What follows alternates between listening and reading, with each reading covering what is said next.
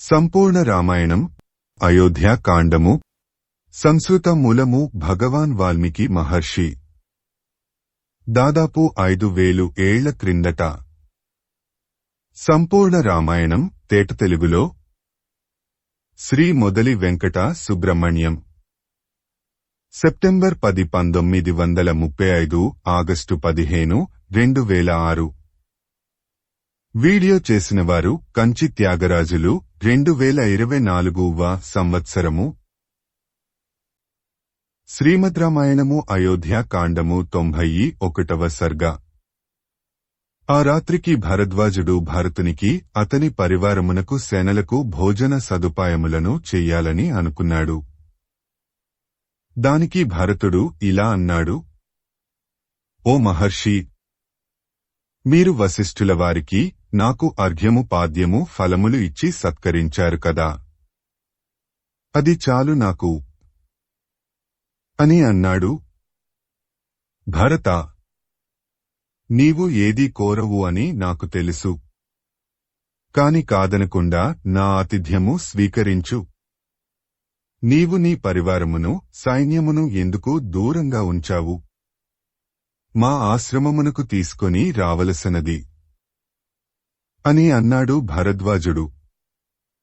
దానికి భరతుడు ఇలా అన్నాడు: ఓ మహర్షి, తమ ఆశ్రమ ప్రశాంతతకు భంగము కలిగించడం ఇష్టం లేక తమరి మీద ఉన్న భయభక్తులతో నేను నా పరివారమును సైన్యమును దూరంగా ఉంచి వచ్చాను.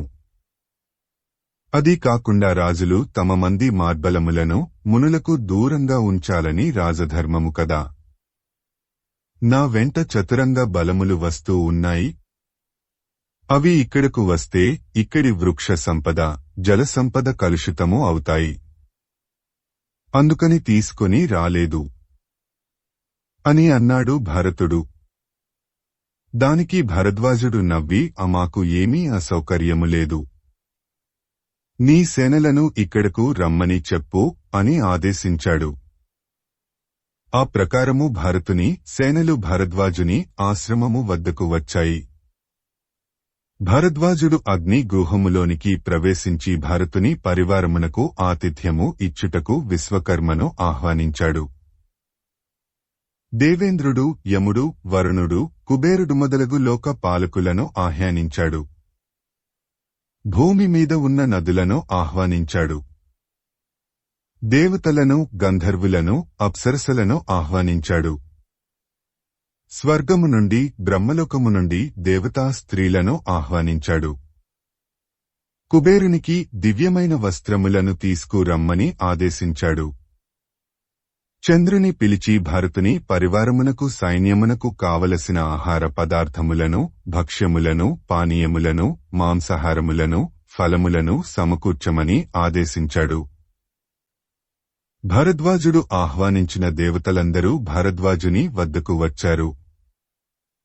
ఆయన ఆదేశములు స్వీకరించారు.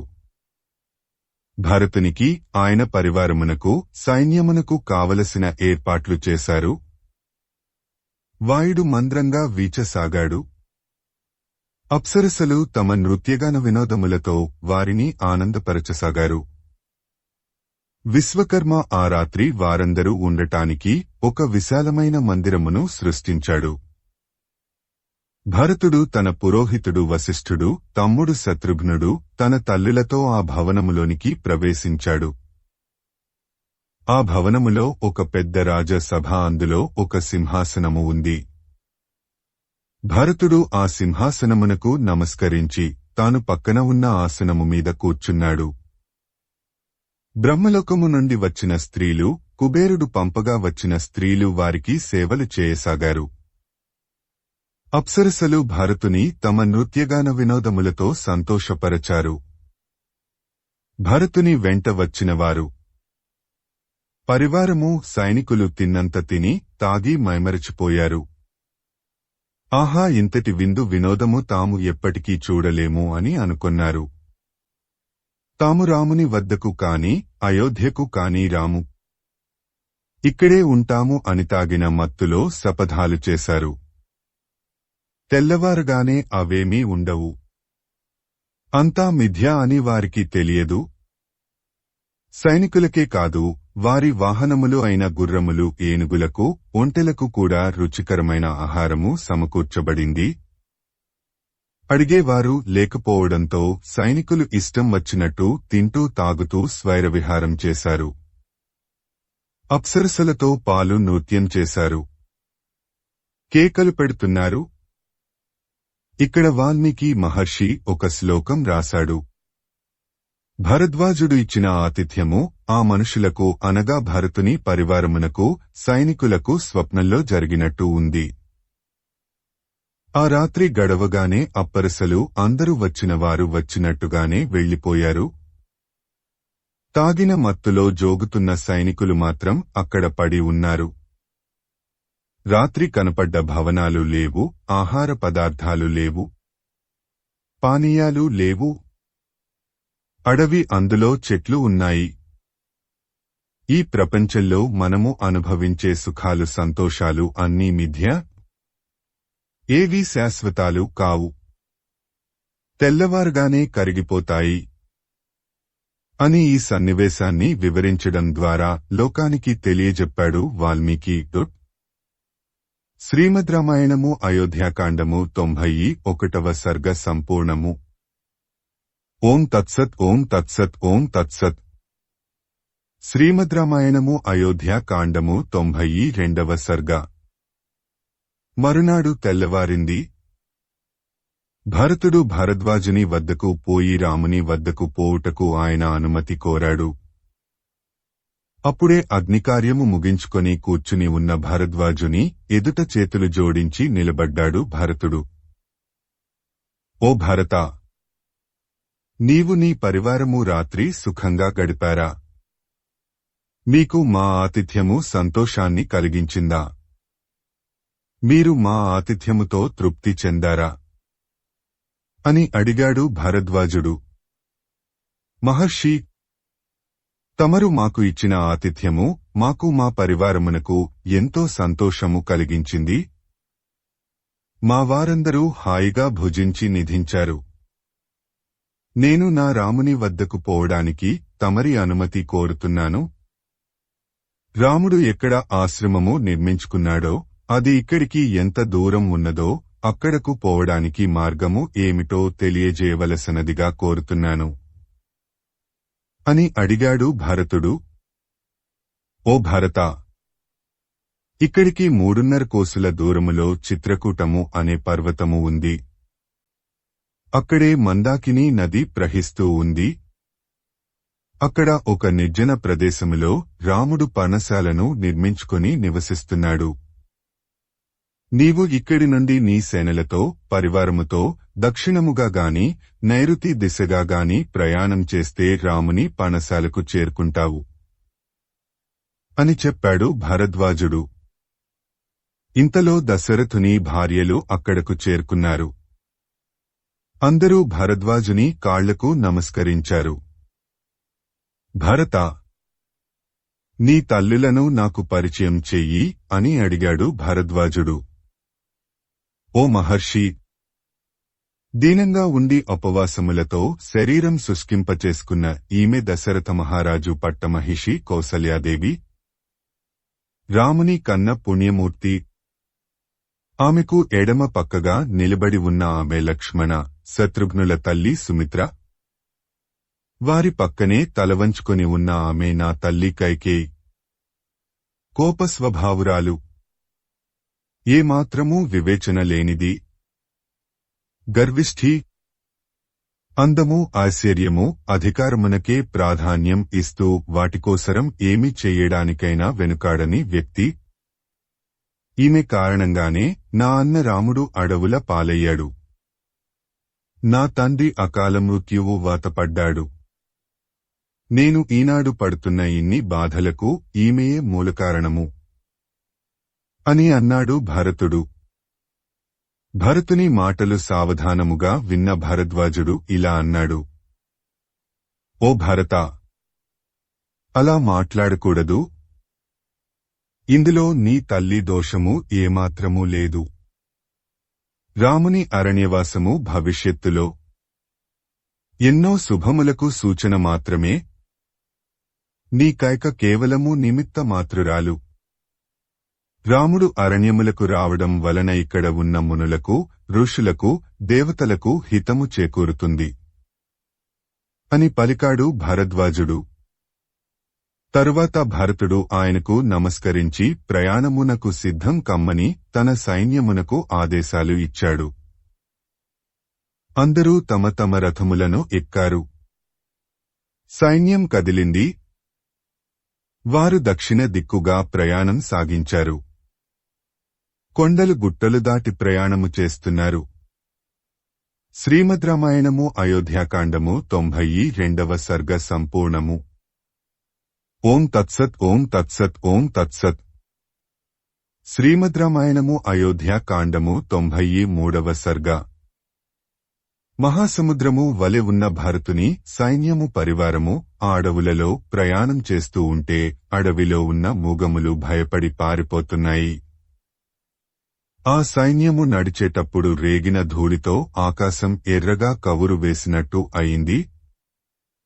వారందరూ చిత్రకూట పర్వతమును సమీపించారు.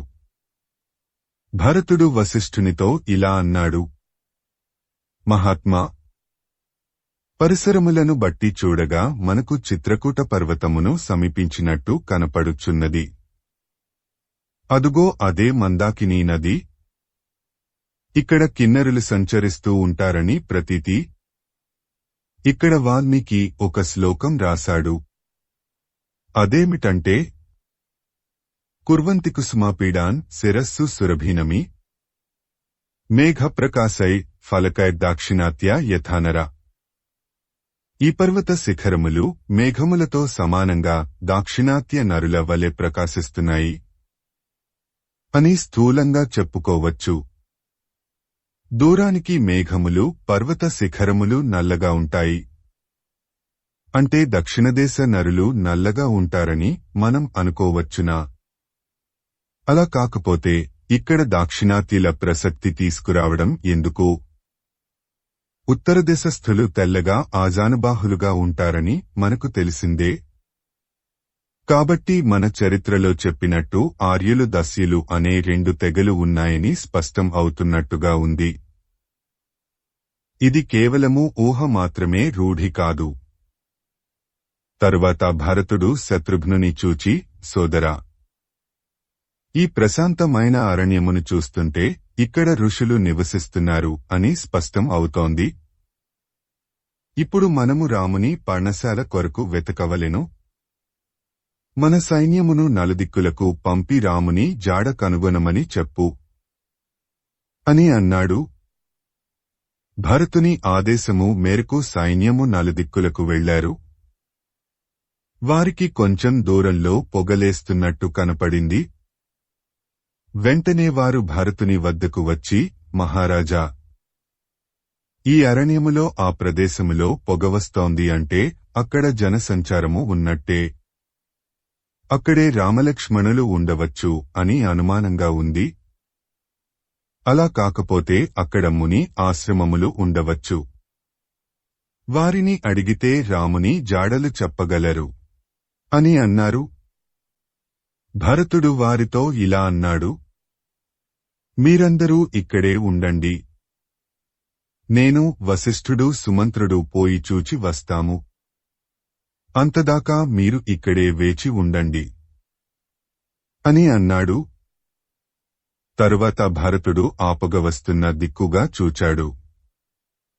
చాలా రోజుల తరువాత తాను రాముని చూడబోవుచున్నానని ఎంతో సంతోషించాడు భరతుడు.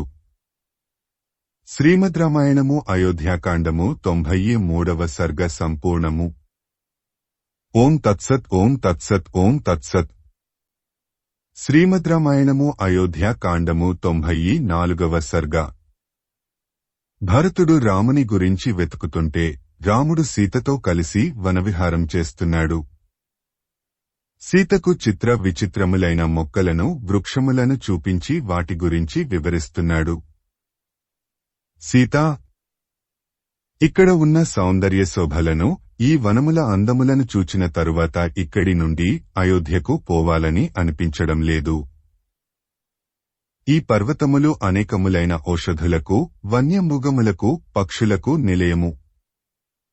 ఈ ప్రశాంత వాతావరణములో ఈ పర్వత శిఖరములను, వృక్షములను చూస్తూ ఎన్నాళ్లు ఉన్నా విసుగు అనిపించదు. ఈ అరణ్యములో వేప, మామిడి, నేరేడు, వేగిస, లోధ్ర, ప్రియాళ, పనస, చంద్ర, అంకోల, బిల్వ, తుమ్మ, వెదురు, కస్మ, ఇప్ప, తిలక, బదరి, ఆమలక, పేము పొదలు, మద్ది మొదలగు వృక్షజాతులో నిండి ఉన్నది. వాల్మీకి తన రామాయణ కావ్యంలో ఆనాడు ఉన్న వృక్షజాతులను తరువాతి తరాల వారికి పరిచయం చేస్తున్నాడు. ఓ సీత, అటు చూడు, కిన్నరులు, గంధర్వులు, విద్యాధరులు ఆ పర్వత శిఖరముల మీద జంట జంటలుగా విహరిస్తున్నారు. నేను ఈ వనవాసము చేయడం వలన నా తండ్రి మాటను నిలబెట్టడం, భరతుని రాజ్యాభిషేకమునకు ఆటంకం తొలగిపోవడం లాంటి గొప్ప పనులు సాధించాను. దీని వలన నా పితృరుణము తీర్చుకున్నట్టు అయింది. నాతో పాటు నువ్వు కూడా నన్ను అనుసరించి వచ్చి ఈ వన సౌందర్యమును ఆస్వాదించడం నాకెంతో ఆనందాన్ని కలిగించింది. రాజులకు మరణానంతరము ఉత్తమ లోకములు లభించుటకు వనవాసమే ఉత్తమైనది అయి పూర్వపు రాజర్షులు చెప్పి ఉన్నారు కదా. సీతా, ఈ చిత్రకూట పర్వతము మీద ఎన్నో ఔషధులు ఉన్నాయి. ఆ ఔషధుల మీది నుండి వీచే గాలి అన్ని రోగములను పోగొడుతుంది అని పెద్దలు చెబుతారు. సీతా, అటు చూడు, ఇక్కడ కొన్ని ప్రదేశములు సహజముగా ఏర్పడిన ఉద్యానవనముల మాదిరి, మరికొన్ని పూపొదరిళ్లు గృహముల మాదిరి కనపడుతున్నాయి కదా. ఈ చిత్రకూట పర్వతము భూమిని చీల్చుకొని పైకి వచ్చినట్టు ఎలా గర్వంగా నిలబడి ఉన్నదో చూడు. ఇక్కడ కామాతురులైన స్త్రీ పురుషులు ఈ నిర్జన ప్రదేశములలో కుష్ఠ, పున్నాగా, భూర్జర చెట్ల ఆకులతో శయ్యలు ఏర్పరచుకుని ఉన్నారు చూడు. ఆ కాముకులు నలిపి పారవేసిన పూలమాలలు, తినగా మిగిలిన ఫలములు అక్కడక్కడా పడి ఉన్నాయి చూడు అని చిత్రకూట పర్వత విశేషములను సీతకు రాముడు చూపిస్తున్నాడు. శ్రీమద్ రామాయణము అయోధ్యాకాండము 94వ సర్గ సంపూర్ణము. ఓం తత్సత్. ఓం తత్సత్. ఓం తత్సత్. శ్రీమద్ రామాయణము అయోధ్యాకాండము 95వ సర్గ. రాముడు సీతతో కలిసి మందాకిని నదీ తీరంలో విహరిస్తున్నాడు. సీతా, ఈ మందాకిని నదీ తీరము చూడు, ఎంత సుందరముగా ఉన్నదో. ఆసుక తిన్నెలు, నదీజలములలో ఈదుచున్న హంసలు, పైన ఎగురుచున్న సారస పక్షులు, జలముల మీద తేలిచున్న పద్మములు ఎంత శోభాయమానముగా ఉన్నవో చూడు. అదుగో ఆ లేళ్ల గుంపులు నదీజలములు తాగుటకు ఎలా వస్తున్నాయో చూడు. ఆవల తీరమున ఋషులు మందాకిని నదిలో స్నానం చేస్తున్నారు. మరికొందరు సూర్యోపాసన చేస్తున్నారు. సీతా, ఆ చక్రవాక పక్షులు ఎంత మధురంగా కూయిచున్నవో. ఇంతటి మనోహరముగా ఉన్న ఈ నదీ ప్రాంతమును విడిచి వెళ్ళుటకు మనసు రాకున్నది. అయోధ్య కన్నా ఇక్కడే బాగుంది కదూ. సీతా, నీవు కూడా ఈ నదిలో దిగి జలక్రీడలు ఆడుతావా? ఈ చిత్రకూట పర్వతమే అయోధ్య అనుకో. ఈ మందాకిని నది సరయునది. హాయిగా నదిలో దిగి జలకాలాడు. నీవు, లక్ష్మణుడు తోడుగా ఉండగా ఇంతటి సుందర ప్రదేశములలో విహరిస్తూ నేను అయోధ్యనే మరిచిపోతున్నాను. ప్రస్తుతము నాకు అయోధ్య మీద కాని, ఆ రాజ్యము మీద కాని ఆసక్తి లేదు. ఇక్కడే ఉండాలని ఉంది అని అన్నాడు రాముడు. ఇక్కడ ఒక చిన్న విషయం గమనించాలి. రాముడి గురించి, వారి వనవిహారము గురించి వాల్మీకి ఇంతగా రాయాల్సిన పనిలేదు. దీని వెనుక ఏదో చెప్పాలని ఆయన తాపత్రయం. ఈ రోజుల్లో ఉన్న ఊరి నుండి మరో ఊరికి ట్రాన్స్ఫర్ అయితే చాలు ప్రపంచం మొత్తం మునిగిపోయినట్టు బాధపడుతుంటారు కొందరు. ఉన్న ఊరు వదలడానికి తెగ బాధపడిపోతుంటారు. మరికొంతమందికి ఏ ఊరిలో ఎన్ని సౌకర్యాలు ఉన్నా తృప్తి ఉండదు. ఏం ఊరు వెధవ ఊరు అని తిడుతూ ఉంటారు. అటువంటి వారికి రాముని వనవాసము ఒక గుణపాఠము. రాముడు అయోధ్యకు యువరాజు. పుట్టినప్పటి నుండి ఎన్నో రాజభోగములు అనుభవించాడు. విధివశాత్తు అరణ్యవాసం చేయాల్సి వచ్చింది. సంతోషంగా అడవులకు వచ్చాడు. అరణ్యములోనే సుఖాలను వెతుక్కుంటున్నాడు. అరణ్యమునే అయోధ్యగా మార్చుకున్నాడు. పైగా అరణ్యములోనే ఎక్కువ సుఖం ఉందని మనసుకు నచ్చ చెప్పుకుంటున్నాడు. ఉన్నదానినతో తృప్తి చెందుతున్నాడు. నిరాశకు నిస్పృహకు చోటు ఇవ్వలేదు. బాధే సౌఖ్యమనే భావన రానివోయ్ అని ఒక సినీ కవి అన్నట్టు బాధలలో కూడా సుఖాలను వెతుక్కోవడం మానవులకు అలవడాలి. అప్పుడే జీవితం సుఖమయమవుతుంది. ఈ జీవిత సత్యాన్ని రాముడు తాను అనుభవించి మనకు తెలియజేస్తున్నాడు అని నా భావన. అందుకే రాముడు దేవుడు అయ్యాడు. శ్రీమద్ రామాయణము అయోధ్యాకాండము 95వ సర్గ సంపూర్ణము. ఓం తత్సత్ ఓం తత్సత్ ఓం తత్సతి. శ్రీమద్ రామాయణము అయోధ్యాకాండము 96వ సర్గ. ఆ విధంగా మందాకిని నది తీరములో ఆనందముగా విహరిస్తున్న సీతారాములకు భరతుని సైన్యము వచ్చినప్పుడు రేగిన ధూళి కనపడింది. సేనలు వచ్చినప్పుడు పుట్టే ధ్వనులు, ఏనుగుల ఘీంకారములు, అశ్వముల పదఘట్టనములు, సైనికుల కోలాహలము రామునికి లీలామాత్రంగా వినపడ్డాయి. ఆ సైన్యముల రాకతో భయపడి పారిపోతున్న ముగములను కూడా చూచాడు రాముడు. రాముడు వెంటనే లక్ష్మణుని పిలిచాడు. లక్ష్మణ, జాగ్రత్తగా విను. ఏదో మహాసైన్యము వచ్చుచున్న సవ్వడి వినిపించడం లేదు. ఆ ఏనుగుల ఘీంకారములు, సైనికుల పదఘట్టనములు, గుర్రముల సకిలింపులు, సైన్యములకు బెదిరి పారిపోవు అడవి మూగములు ఇవన్నీ చూస్తుంటే ఏదో మహాసైన్యము ఇక్కడకు వస్తున్నట్టు కనపడుతూ ఉంది. ఇక్కడకు సైన్యము రావడం ఆశ్చర్యంగా ఉంది. ఎవరైనా రాజకుమారుడు ఈ అరణ్యమునకు వేట నిమిత్తము వచ్చాడా? లేక ఏదైనా భయంకర ముగముల దండు ఈ అరణ్యములోని ప్రవేశించిందా?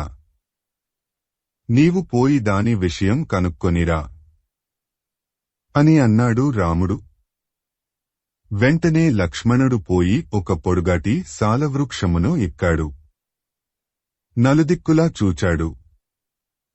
తూర్పు దిక్కునుంచి వస్తున్న ఒక రథ, గజ, తురగ, పదాతి దళములతో కూడిన మహాసైన్యము కనపడింది. లక్ష్మణుడు వెంటనే చెట్టు దిగివచ్చి ఆ సైన్యము రాక గురించి రామునికి చెప్పాడు. వెంటనే రాముడు తగు జాగ్రత్తలు తీసుకున్నాడు. బయట మండుతున్న అగ్నిని ఆర్పివేశారు. సీతను ఒక గుహలో దాచిపెట్టారు. రామలక్ష్మణులు ఇద్దరూ తమ తమ వింటినారిని సంధించారు. అమ్ముల పొదులను సరిచేసుకున్నారు. కవచములను ధరించారు. మరలా రాముడు లక్ష్మణునితో ఇలా అన్నాడు. లక్ష్మణ, ఆ సేన ఎవరిదో ఆనవాలు పట్టగలవా అని అడిగాడు. మరలా లక్ష్మణుడు చెట్టు ఎక్కి పరిశీలనగా పతాకములను చూచి అవి అయోధ్యానగర పతాకములు అని గుర్తించాడు. చెట్టు దిగివచ్చి, అన్నయ్య, అది భరతుని సేన. భరతుడు సేన సమేతంగా ఇక్కడకు వస్తున్నాడు. భరతుడు తన మార్గమును నిష్కంటకము చేయదలుచుకుని మనలనిద్దరినీ చంపడానికి వస్తున్నాడని నా ఊహ. ఆ రథము మీద అయోధ్య రాజ చిహ్నమగు కోవిదార వృక్షము గల పతాకము ఎగురుతూ ఉంది. రామా, మనము ఇద్దరమూ ఇక్కడే ఉందామా? లేక పర్వత శిఖరములు ఎక్కి అక్కడ పొంచి ఉందామా? ఈ భరతుడు మనలను ఇక్కడ కూడా సుఖంగా ఉండనీయక తన సైన్యముతో మనమీదకు దాడి వస్తున్నాడు. ఏం చేద్దాము? రామా, ఎవరి కొరకు కైక నిన్ను అడవులకు పంపిందో ఆ భరతుడు నీ మీదికి వస్తున్నాడు. కాబట్టి భరతుడు మనకు శత్రువు. శత్రుడైన భరతుడు చంపతగ్గవాడు. భరతుడు నీ రాజ్యము అపహరించి నీకు అపకారమే చేశాడు. కాబట్టి అతనిని చంపుటలో దోషము ఏమీ లేదు.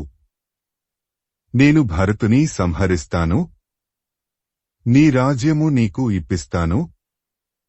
అడవులలో ఉన్న మనలను వదలకుండా భరతుడు మన మీదికి వచ్చినప్పుడు అతనిని సంహరించడంలో తప్పులేదు కదా. దీనితో కైకకు తగిన శాస్తి జరుగుతుంది. నాచే చంపబడిన భరతుని చూచి కైక కుళ్ళి కుళ్ళి ఏడవాలి. అలా ఏడుస్తున్న కైకను కూడా నిర్దాక్షిణ్యంగా సంహరిస్తాను. దానితో పాపశేషము తొలగిపోతుంది. పాపాత్ముల నుండి భూదేవికి విముక్తి కలుగుతుంది. నాడు నిన్ను అడవులకు పంపునప్పుడు నాకు వచ్చిన కోపము ఈ రోజుతో చల్లారుతుంది. మన శత్రువుల రక్తంతో ఈ చిత్రకూట పర్వతమును తడిపివేస్తాను. భరతుని చతురంగ బలముల శవాలతో ఈ అడవిలో ఉన్న క్రూరమృగములు విందు చేసుకుంటాయి. నేను ఈ ధనుర్బాణములు ధరించినందుకు భరతుని సేనలను చంపి వాటి రుణం తీర్చుకుంటాను. ఇందుకు సందేహము లేదు అని పౌరుషంగా పలికాడు లక్ష్మణుడు. శ్రీమద్ రామాయణము అయోధ్యాకాండము 96వ సర్గ సంపూర్ణము. ఓం తత్సత్ ఓం తత్సత్ ఓం తత్సతి. శ్రీమద్ రామాయణము అయోధ్యాకాండము 97వ సర్గ. భరతుని మీద కోపంతో ఊగిపోతున్న లక్ష్మణుని చూచి రాముడు ఇలా అన్నాడు. లక్ష్మణ, శాంతించు, తొందరపడకు. వచ్చేవాడు భరతుడు అని నువ్వే చెప్పావు. భరతుడు మన సోదరుడు, పైగా ధర్మాత్ముడు. ఇప్పుడు మనకు కత్తులతోనూ విల్లుతోనూ అస్త్రశస్త్రములతోనూ పని ఏమున్నది? నేను నా తండ్రి ఆజ్ఞను పాటించుటకు అరణ్యములకు వచ్చాను. ఇప్పుడు భరతుని చంపి ఆ రాజ్యమును ఏమి చేసుకుంటాను? ఎందుకంటే నేను 14 సంవత్సరముల దాకా రాజ్యపాలన చేయలేను కదా. అది కాకుండా సోదరుని చంపితే వచ్చే రాజ్యము విషము వంటిది. దానిని నేను ముట్టను. మరొక విషయం, నేను ఈ రాజ్యమును కోరుతున్నానంటే అది మీ కొరకేగాని నాకు కాదు. నాకు ఏమీ అక్కరలేదు. ఈ 14 సంవత్సరముల తరువాత కూడా నేను మీ కొరకు మాత్రమే రాజ్యపాలన చేస్తాను. నాకు రాజ్యకాంక్ష ఏమాత్రమూ లేదు. ఇది నా ప్రతిజ్ఞ. మరొక మాట, నేను కావాలి అనుకుంటే శత్రువులనందరినీ సమూలంగా నాశనం చేసి రాజ్యము కైవసము చేసుకోగలను. కాని అది నాకు ఇష్టం లేదు. ఎందుకంటే అధర్మపరంగా వచ్చే ఇంద్రపదవి కూడా నాకు ఇష్టం లేదు. అయినా మీకు లేని సుఖము నాకు ఎందుకు? భరతుడు, శత్రుఘ్నుడు లేని రాజ్యము నాకు ఎందుకు? కాబట్టి శాంతించు. అసలు విషయం తెలుసుకో. నా ఊహ ప్రకారము భరతుడు తన మాతామహుల ఇంటి నుండి తిరిగి వచ్చి తన తల్లి మూలంగా మనము అరణ్యములకు వెళ్లినట్టు తెలుసుకొని తిరిగి మనలను అయోధ్యకు తీసుకుని వెళ్ళుటకు వచ్చుంటాడు. ఎందుకంటే మన కులధర్మము ప్రకారము జ్యేష్ఠుడే రాజు కావలేను కదా. అందువలన భరతుడు పట్టాభిషేకమునకు అంగీకరించడు. కేవలము మనలను చూచుటకే వస్తూ ఉంటాడు.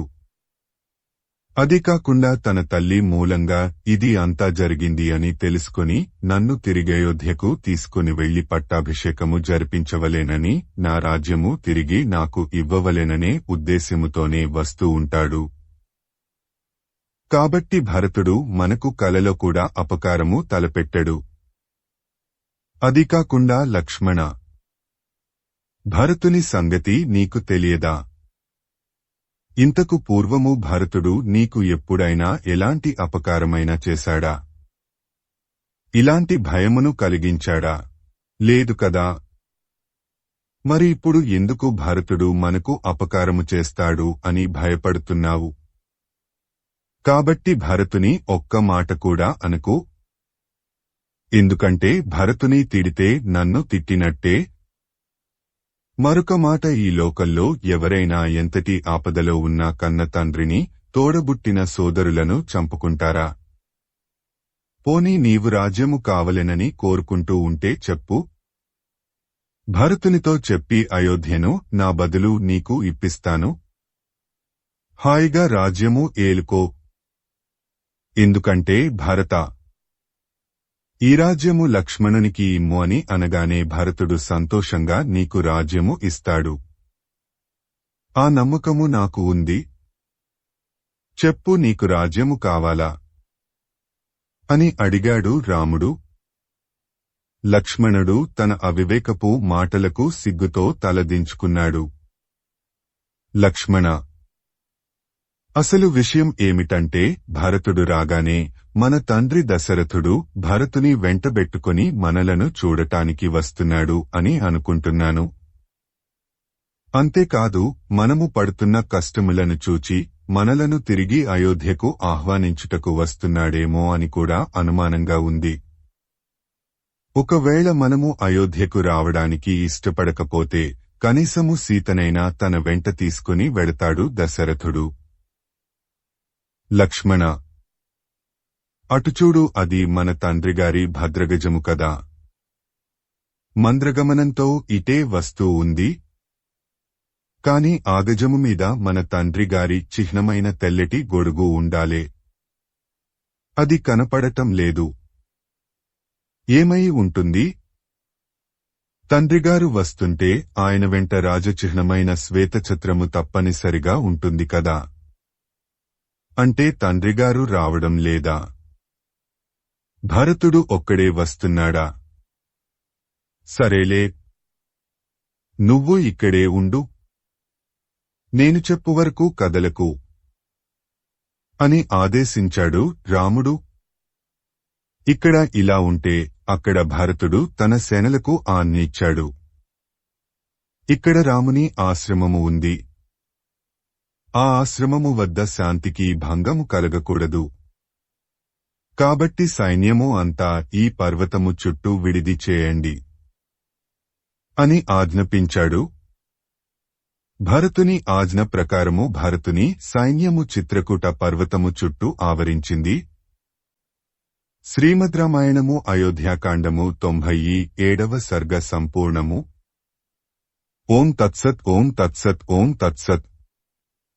శ్రీమద్ రామాయణము అయోధ్యాకాండము 98వ సర్గ. భరతుడు తన సేనలను చిత్రకూట పర్వతము చుట్టూ నిలిపి రాముని వెతుక్కుంటూ కాలినడకన బయలుదేరాడు. శత్రుఘ్నుని చూచి ఇలా అన్నాడు. శత్రుఘ్న, నీవు కొంతమంది సైనికులను, ఆటవికులను తీసుకుని ఈ అరణ్యములో రాముని ఆశ్రమము ఎక్కడ ఉందో వెతుకు. గుహుడు తన పరివారముతో మరియొక పక్క నుండి వెతుకుతాడు. నేను కూడా నా పరివారముతోనూ వశిష్ఠుల వారితోనూ బ్రాహ్మణులతో కలిసి మరొక పక్క నుండి వెతుకుతాను.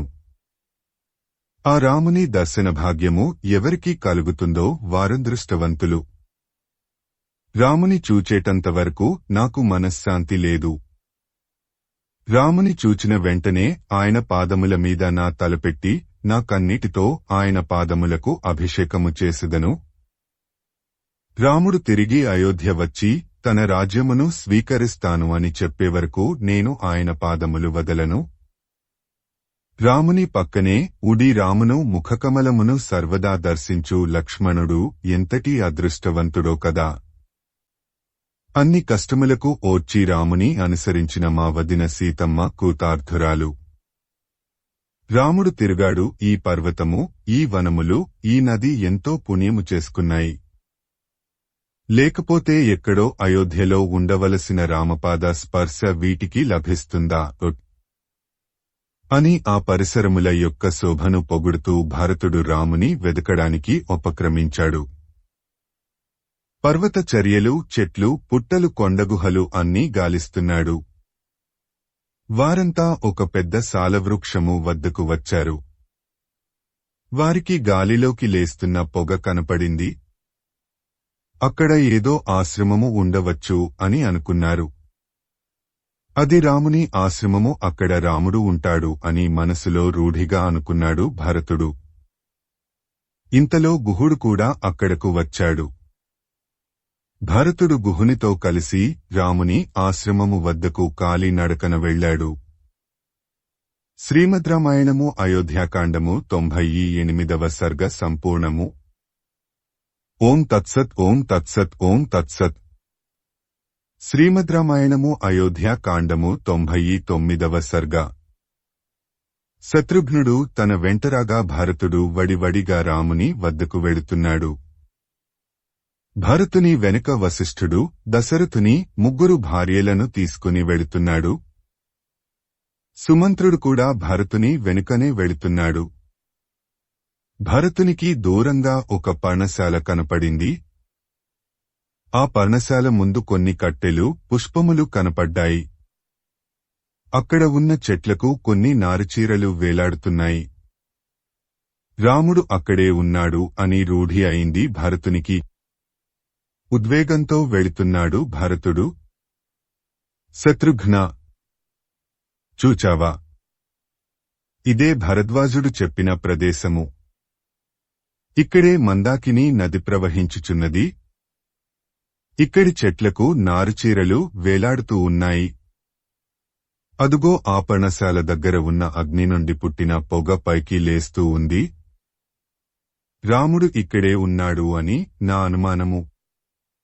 మనము ఇక్కడే రాముని చూస్తాము. సుమంత్ర, అయోధ్య సింహాసనము మీద కూర్చోవలసిన రాముడు ఇక్కడ కటిక నేలమీద పద్మాసనము వేసుకుని కూర్చొని ఉన్నాడు. దీనికంతటికీ నేనే కారణము. నా మూలముననే రామునికి ఇన్ని కష్టములు వచ్చినవి. నేను రాముడు సీత పాదముల మీద పడి క్షమాపణ కోరిన కాని నా మనసు శాంతించదు అని అంటూ భరతుడు దూరంగా ఉన్న ఆ పర్ణశాల వైపు నడుస్తున్నాడు. భరతుడు ఆ పర్ణశాలను సమీపించాడు. భరతుని మనస్సంతా ఉద్వేగపూరితంగా ఉంది. ఆ పర్ణశాల లోపలికి తొంగి చూచాడు. జటలు కట్టిన వెంట్రుకలతో నేలమీద జింక చర్మము పరుచుకొని దానిమీద కూర్చుని ఉన్న రాముని చూచాడు భరతుడు. రామునికి అటూ ఇటూ సీత లక్ష్మణులు కూర్చొని ఉన్నారు. భరతునికి దోహకము పొంగుకొని వచ్చింది. రాముడి దగ్గరకు పరుగెత్తుకొని వెళ్లాడు. భరతుని కళ్లనిండా నీళ్లు తిరిగాయి. కళ్ళు సరిగా కనిపించడం లేదు. దోహకముతో గొంతు బొంగురుపోయింది. ఆ బొంగురు గొంతుతో భరతుడు ఇలా అన్నాడు: రామా, నీవా ఈ నేలమీద కూర్చొని ఉన్నది?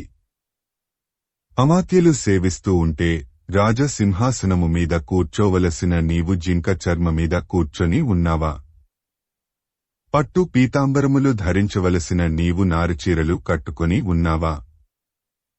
చిత్ర విచిత్రములైన పుష్పములు ధరించవలసిన నీ శిరస్సు మీద ఆ జటలు ఎలా ధరించావు? ఒక రాజుగా యజ్ఞయాగములు చేయవలసిన నీవు ఇక్కడ అడవులలో కష్టములు పడుతున్నావా?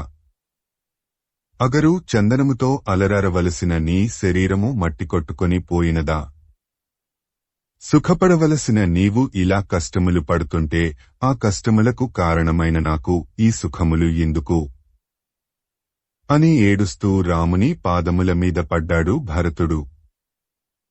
రాముని పాదములను తన కన్నీటితో తడుపుతున్నాడు. ఒకసారి తల ఎత్తి రామ అని పిలిచి మరలా రాముని పాదముల మీద పడిపోయాడు భరతుడు. తరువాత భరతునికి మాటలు రాలేదు. బిగ్గరగా ఏడుస్తున్నాడు. శత్రుఘ్నుడు కూడా దుఃఖము ఆపుకోలేక రాముని పాదముల మీద పడ్డాడు. రాముడు తమ్ములను చూచిన సంభ్రమంతో భరత శత్రుఘ్నులను తన 2 చేతులతో పొదివి పట్టుకొని లేవనెత్తాడు. రాముడు భరత శత్రుఘ్నులను గట్టిగా తన హృదయానికి హత్తుకున్నాడు. రామునికి కూడా దుఃఖము ఆగలేదు. భోరున విలపిస్తున్నాడు. ఇంతలో వెనుకగా వస్తున్న సుమంత్రుడు, వశిష్ఠుడు కూడా పర్ణశాల లోపలికి వచ్చారు. శ్రీమద్ రామాయణము అయోధ్యాకాండము 99వ సర్గ సంపూర్ణము. ఓం తత్సత్ ఓం తత్సత్ ఓం తత్సత్. శ్రీమద్ రామాయణము అయోధ్యాకాండము 100వ సర్గ. భరతుడు మరలా రాముని పాదాల మీదకు జారిపోయాడు. రాముని పాదాలు తన కన్నీటితో కడుగుతున్నాడు. రాముడు వాత్సల్యముతో భరతుని 2 చేతులతో పైకి లేవనెత్తాడు. తన తొడమీద కూర్చోపెట్టుకున్నాడు. భరతుని కళ్ళు తుడిచాడు. శిరస్సు ముద్దు పెట్టుకున్నాడు. భరతా, నీవు ఒంటరిగా ఈ అరణ్యములకు ఎందుకు వచ్చావు? తండ్రిగారు దశరథ మహారాజుగారు రాలేదా? ఆయన ఎక్కడికి వెళ్లారు? నీవు ఒంటరిగా ఎందుకు వచ్చావు? ఎందుకంటే తండ్రిగారు జీవించి ఉండగా నా కొరకు అరణ్యములకు రావలసిన అవసరము నీకు లేదు కదా. మన వివాహముల తరువాత నీవు నీ మాతామహుల ఇంటికి వెళ్లావు. మరలా ఇన్నాళ్లకు నిన్ను చూడగలిగాను. నాకు చాలా సంతోషంగా ఉంది. కాని నీవు అరణ్యములకు రావలసిన అవసరమేమీ ఉన్నదో నాకు తెలియడం లేదు. తండ్రిగారు క్షేమముగా ఉన్నారా? నేను అడవుల పాలు అయ్యాను అన్న దుఃఖంతో స్వర్గస్థులు కాలేదు కదా. లేకపోతే నీవు చిన్నవాడవు, రాజ్యము చేయుటకు అర్హుడవు కావు అని నీ తండ్రిగారు నీకు రాజ్యము ఇచ్చుటకు నిరాకరించలేదు కదా. ఏ కారణము చేత నీవు ఇక్కడకు వచ్చావో తెలియజెయ్యి. భరతా, నేను అనవసరంగా ఏదేదో ఊహించుకుంటున్నాను. తండ్రిగారు క్షేమంగా ఉన్నారని అనుకుంటున్నాను. నీవు ఆయనకు ప్రతిరోజూ సేవలు చేస్తున్నావు కదా. నాకే ఆ భాగ్యము లేదు. మన పురోహితుల వారు వశిష్ఠుల వారు క్షేమంగా ఉన్నారా? నీవు ప్రతిరోజు ఆయనను పూజిస్తున్నావు కదా. నా తల్లులు కౌసల్య, సుమిత్ర, కైకేయి క్షేమంగా ఉన్నారు కదా. మన పురోహితులు, వారి కుమారుడు నీకు సర్వవేళలా అండగా ఉంటూ నీచేత అగ్ని కార్యములు, హేమములు చేయిస్తున్నారు కదా. నీకు ధర్మాధర్మములను బోధిస్తున్నారు కదా. నీవు దేవతలను, పితరులను, తల్లిదండ్రులను, గురువులను ప్రతిరోజూ పూజిస్తున్నావు కదా. బ్రాహ్మణులను, వృద్ధులను ఆదరిస్తున్నావు కదా. మనకు అస్త్రవిద్య చెప్పిన గురువు సుధన్వుని తగురీతిలో సత్కరిస్తున్నావు కదా. నీవు రాజ్యాభిషిక్తుడవు అయిన తరువాత నీతిమంతులు, బుద్ధిమంతులు, విద్యావంతులు, రాజనీతి విశారదులనే మంత్రులుగా నియమించావు కదా. ఎందుకంటే మంత్రులు రాజనీతికోవిదులు, రాజు యొక్క రహస్యములను కాపాడగలిగిన వారు అయి ఉండడం ఎంతో ముఖ్యం. ఈనాడు కూడా మంత్రుల చేత ఓత్ ఆఫ్ సీక్రసీ ప్రమాణం చేయించడం ఆచారం. భరతా, నీ పాలన ఎలా ఉంది? జాగరూకతతో ఉంటున్నావా లేక సమయం కాని సమయాలలో నిద్రపోతున్నావా? రాజుకు నిద్ర చేటు తెస్తుంది. సదా జాగరూకుడవై ఉండాలి. నీవు ఎల్లప్పుడూ తెల్లవారు జామున లేచి మంత్రాంగములు మంత్రులతో చర్చించాలి. అప్పుడు ఏకాంతము లభిస్తుంది. మరొక మాట, నీవు ఒక్కడివే ఆలోచించి నిర్ణయం తీసుకోవడము తప్పు. అలాగని ఎక్కువ మందితో ఆలోచించడము కూడా తప్పే. ఎందుకంటే నీ ఆలోచనలు అందరికీ తెలిసే ప్రమాదం ఉంది. భరతా, ఎల్లప్పుడూ తక్కువ శ్రమతో ఎక్కువ ఫలితాన్ని ఇచ్చే పనులకు ప్రాధాన్యం ఇవ్వాలి. అటువంటి పనులను ఆలస్యం చేయకుండా వెంటనే చేయాలి. కాని ఒక విషయంలో జాగ్రత్త వహించాలి. నీవు ఒక పనిని పూర్తి చేసిన తరువాతనే దానిని బహిరంగపరచాలి. అంతేగాని చేయబోయే పనులను ఎవరికీ తెలియనీయకూడదు. ఎందుకంటే నీ శత్రువులు నీవు తలపెట్టిన పనులకు ఆటంకం కలిగించే అవకాశం ఉంది. నీవు నీ మంత్రులు నీతిమంతులుగా, రహస్యములను బట్టబయలు చేయకున్నా మీ చుట్టపక్కలవారు నేర్పుగా మీ రహస్యములను రాబట్టవచ్చు. అటువంటి వారిని దూరంగా ఉంచుతున్నావు కదా. భరత, అవసరమైతే 1000 మంది మూర్ఖులనైనా వదులుకోగాని ఒక పండితుని మాత్రము నీ దగ్గరకు చేర్చుకో.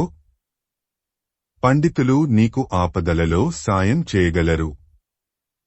మూర్ఖులు ఎంతమంది ఉన్నా దిచేటు తప్ప ఎలాంటి సాయమూ చెయ్యరు. మూసులైన మంత్రులు 10 మంది కన్నా మేధావి, పరాక్రమంతుడు, నిజాయితీపరుడు, పండితుడు అయిన ఒక్క మంత్రి చాలు. ఆ రాజు క్షేమంగా ఉండగలడు. నీ సేవకులను వారికి తగిన స్థానములలో నియమించావు కదా. ఎక్కువ సామర్థ్యం ఉన్నవారిని గొప్ప స్థానములలోనూ, కాస్త మధ్యస్థంగా తెలివితేటలు ఉన్నవారిని మధ్యమ స్థానములలోనూ, పూర్తిగా తెలివితేటలే లేనివారిని అధమ స్థానములలోనూ నియమించావా? అంటే మెరిట్ను బట్టి ఉద్యోగస్తులను నియమించాలి అని రామరాజ్యంలో ఉన్న నిబంధన. ఈ రోజుల్లో ప్రతిభకు పట్టకట్టడం మానేశారు. 60 ఏళ్లు దాటినా రిజర్వేషన్ల పేరిట ప్రతిభను కాలరాస్తున్నారు. మీకు చదువు అక్కర్లేదు, తెలివితేటలు అక్కర్లేదు. 10 మార్కులు వచ్చినా చాలు, మీకు రిజర్వేషన్లు ఉన్నాయి అని భరోసా ఇస్తున్నారు. ఇది నేటి రాజకీయ రామాయణం. నీవు ఉద్యోగులను నియమించే ముందు వారిని కఠినమైన పరీక్షలకు గురిచేసి అందులోనే నెగ్గిన వారినే ఉద్యోగులుగా నియమిస్తున్నావు కదా. నేడు మనము అనుసరిస్తున్న సి లేక సి అలాంటివే కదా. నీ దేశములో ప్రజలు శాంతి భద్రతలు లోపించి భయభ్రాంతులవుతుంటే నీ మంత్రులు చూస్తూ ఊరుకోవడం లేదు కదా. విజయవాడలో స్కూలుకు పోతున్న చిన్నారిని కిడ్నాప్ చేసి చంపి బాయిలర్లో వేసి కాల్చిన కేసు 2 సంవత్సరాలు దాటినా ఒక కొలిక్కి రాలేదు. మన గవర్నమెంటు వారికి చీమ కుట్టినట్టయినా లేదు. ఇది నేటి మంత్రుల నిర్వాహకము. పైగా మాది రామరాజ్యము అని గొప్పలు చెప్పుకోవడం. భరత, నిన్ను నీ మంత్రులు గౌరవిస్తున్నారా లేక నిన్ను ఎదిరించి అవమానించడం లేదు కదా. మంత్రులు ముఖ్యమంత్రికి ఎదురు తిరగడం, బహిరంగంగా దూషించడం, అధిష్టానానికి ఫిర్యాదు చేయడం నేడు పరిపాటి అయిపోయింది. ఎందుకంటే భరత, నీ ఆంతరంగికులు మంత్రులు ఎవరైనా నీకు ఎదురు తిరిగితే అటువంటి వారిని ఉపేక్షించరాదు. అలా ఉపేక్షిస్తే ఆ రాజు ప్రాణాలకే ముప్పు. ముఖ్యమంత్రి పక్కనే ఉండి అసమ్మతిని రెచ్చగొట్టి ముఖ్యమంత్రి పదవికి ప్రాణానికి ఎసరు పెట్టడం సర్వసాధారణం అయిపోయింది. భరత, ఇంక నీ సేనాపతులు ఎలా ఉన్నారు? సమర్థుడు, విద్యావంతుడు, పరాక్రమవంతుడు, నిజాయితీపరుడు, నీకు విశ్వాసపాత్రుడు అయిన వారిని నీ సేనాపతులుగా నియమించావు కదా. బలవంతులు, యుద్ధములో నేర్పు ప్రదర్శించిన వారిని గౌరవిస్తున్నావు కదా. నీ సైనికులకు సకాలంలో ఏమాత్రం ఆలస్యం చేయకుండా జీతభత్యములు అందజేస్తున్నావు కదా. ఎందుకంటే సకాలంలో జీతభత్యములు అందకపోతే సైనికులలో అసంతృప్తి చెలరెగుతుంది. తిరుగుబాటు వచ్చే అవకాశం ఉంది. నీ రాజ్యములో ఉండే ప్రజలందరూ నీ పట్ల విధేయులుగా ఉన్నారు కదా. నీకోసం తమ ప్రాణములను సైతం అర్పించుటకు సిద్ధంగా ఉన్నారు కదా. నీ దూతలుగా ఎవరిని నియమించుకున్నావు? వారు నీ దేశములో పుట్టినవారు అయి ఉండాలి. అన్ని విషయములను తెలిసిన సమర్థుడు అయి ఉండాలి. నీవు చెప్పిన విషయములను నేర్పుగా ఉన్నట్టు ఎదుటివారికి చెప్పే సామర్థ్యం కలిగి ఉండాలి. పైగా అతడు పండితుడు అయి ఉండాలి. ఇటువంటి అర్హతలు కలిగిన పురుషుని నీ దూతగా నియమించుకున్నావు కదా. నీ స్వదేశములో గాని నీ శత్రుదేశములలో గాని జరిగే విషయములను ఎప్పటికప్పుడు గూఢచారుల వలన తెలుసుకుంటూ అప్రమత్తంగా ఉంటున్నావు కదా. ఓ భరత, ఒకసారి నీతో యుద్ధము చేసి ఓడిపోయిన నీ శత్రువు వాడేం చేస్తాడులే అని విడిచిపెట్టకూడదు. వాడి పట్ల జాగరూకతగా ఉండాలి. వాడు మరలా తన బలాన్ని పెంచుకుని నిన్ను దొంగదెబ్బ తీయగలడు. భరత, కేవలము లౌకిక సుఖముల గురించి ఆలోచించే నాస్తికవాదుల పట్ల జాగ్రత్తగా ఉండు. వారిని దగ్గర చేరనీయకు. అలాగే చాలామంది అజ్ఞానులు తాము పండితులమని, తమకు అంతా తెలుసు అని విర్రవీగుతుంటారు. అలాంటి వారి పట్ల జాగ్రత్తగా ఉండు. ఎందుకంటే ఇలాంటివారు ధర్మశాస్త్రములను నమ్మరు. అనవసరమైన తర్కములు చేస్తూ ప్రజలకు ధర్మశాస్త్రముల పట్ల అపనమ్మకము కలిగిస్తుంటారు. వీరి మాటలు నమ్మకు. భరత, అతి పురాతనమైనది, ఎందరో చక్రవర్తులు పరిపాలించినది అయిన అయోధ్యను జాగ్రత్తగా కాపాడుకుంటున్నావు కదా.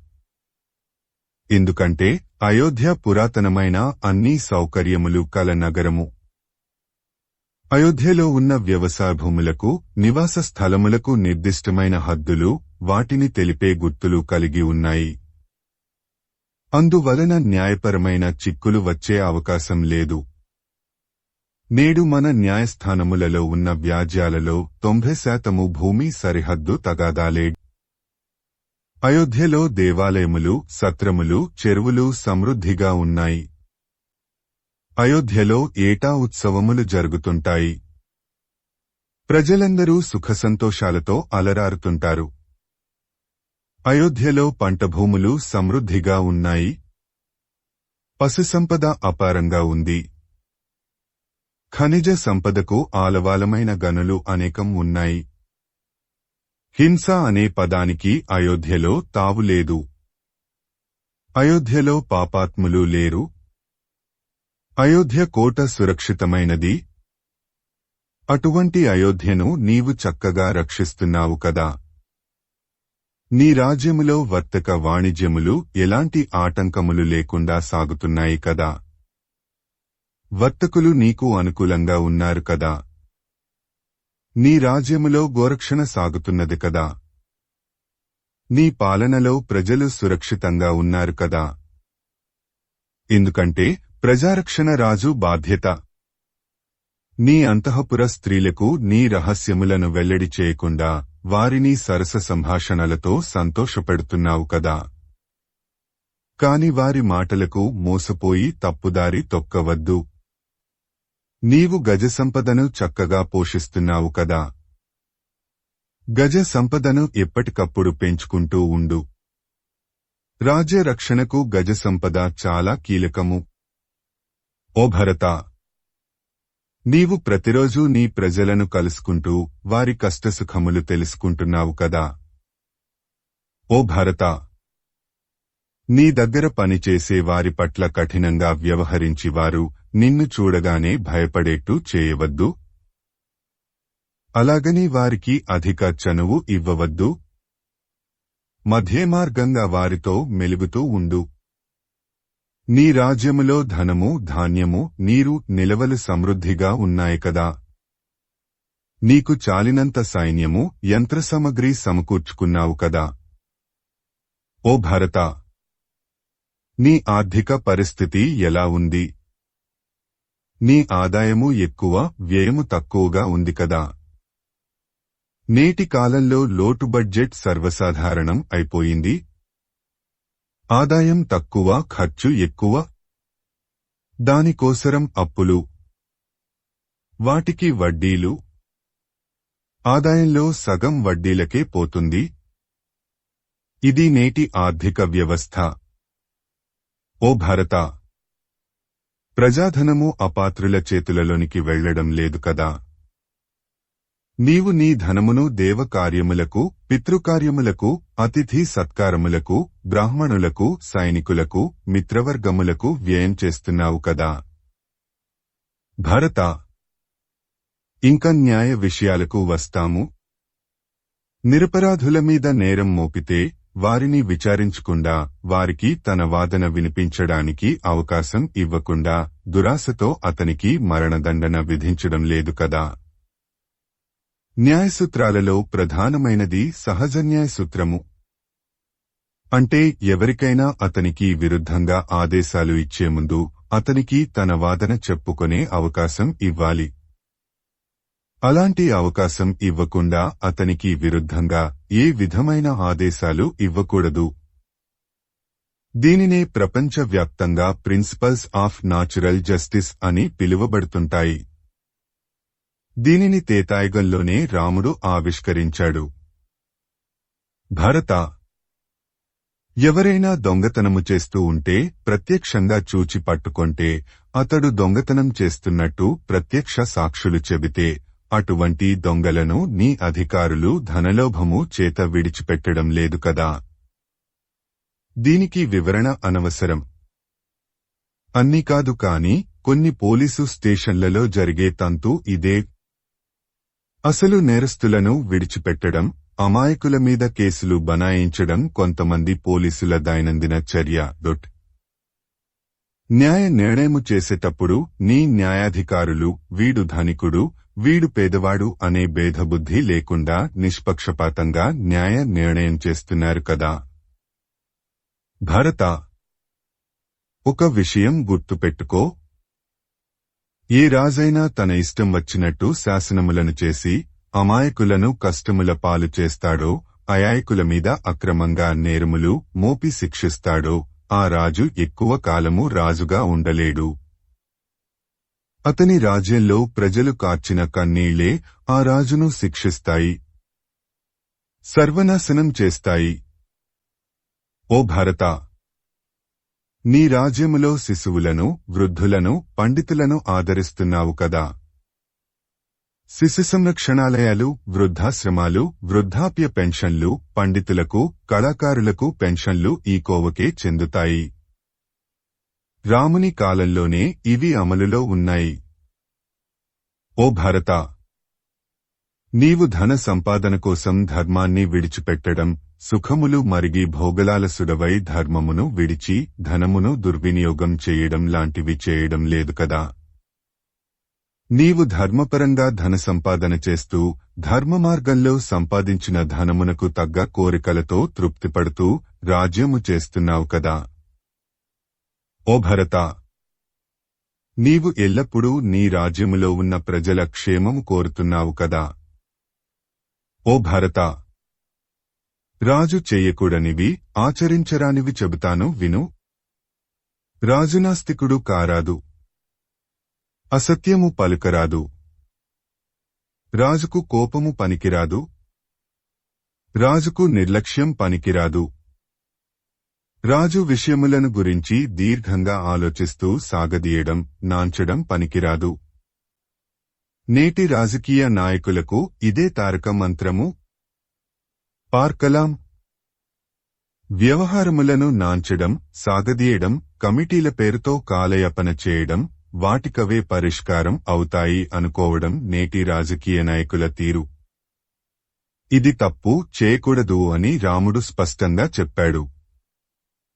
జ్ఞానులను నిర్లక్ష్యం చేయకూడదు. రాజులకు సోమరితనం పనికిరాదు. ఇంద్రియ సుఖములకు లోనుకాకూడదు. సమిష్టిగా నిర్ణయాలు తీసుకోవాలే గాని ఏకపక్షంగా నిర్ణయాలు తీసుకోకూడదు. తీసుకున్న నిర్ణయాలను అమలు చేయకుండా ఉండకూడదు. రాజకీయ నాయకులు ఆర్భాటంగా పునాదిరాళ్లు వేయడం, పనులు మాత్రం మొదలు పెట్టకపోవడం మనం చూస్తూనే ఉన్నాము. రాజు తన ఆలోచనలను రహస్యంగా ఉంచాలి, బహిర్గతం చేయకూడదు. ప్రజాక్షేమం పాటించాలి. ప్రజావ్యతిరేక పనులు చేయకూడదు. శత్రువులను నేర్పుగా ఎదుర్కోవాలి కాని మూర్ఖంగా ఒక్కుమ్మడిగా ఎదుర్కోకూడదు. రాజైన వాడు పై చెప్పిన వాటిని విడిచిపెట్టాలి. భరత, మరలా చెప్పుచున్నాను, ఎప్పుడూ నీ సొంత నిర్ణయాలు తీసుకోకు. మంత్రులతో కూలంకళంగా చర్చించి సమిష్టి నిర్ణయాలు తీసుకో. మంత్రులతో నీ చర్చలను చాలా రహస్యంగా ఉంచు. నీవు ప్రతిరోజు నీ భార్యతో కలిసి వేదాధ్యయనము చెయ్యి. అది మంచి ఫలితాలనిస్తుంది. నీ బుద్ధిని ఎల్లప్పుడూ ధర్మము నందే ఉంచు. ధర్మము వలననే అర్థ కామములను పొందు. మన తండ్రిగారు, మన తాత ముత్తాతలు ఈ మార్గమునే అనుసరించారు. నీవు కూడా అదే ధర్మమార్గము అనుసరించి రాజ్యపాలన చెయ్యి. మరొక మాట, నీవు భుజించినప్పుడు నీ మిత్రులతో సహా భుజించు. ఒంటరిగా భుజించవద్దు. పైచెప్పిన ప్రకారము రాజ్యపాలన చేసిన రాజు మరణానంతరము నరకమునకు కాకుండా స్వర్గమునకు వెళతాడు అని రాముడు భరతునికి రాజనీతి ఉపదేశించాడు. శ్రీమద్ రామాయణము అయోధ్యాకాండము 100వ సర్గ సంపూర్ణము. ఓం తత్సత్ ఓం తత్సత్ ఓం తత్సత్. సంపూర్ణ రామాయణం అయోధ్యాకాండము. సంస్కృత మూలము భగవాన్ వాల్మీకి మహర్షి. దాదాపు 5000 ఏళ్ల క్రిందట. సంపూర్ణ రామాయణం తేట తెలుగులో శ్రీ మొదలి వెంకట సుబ్రహ్మణ్యం.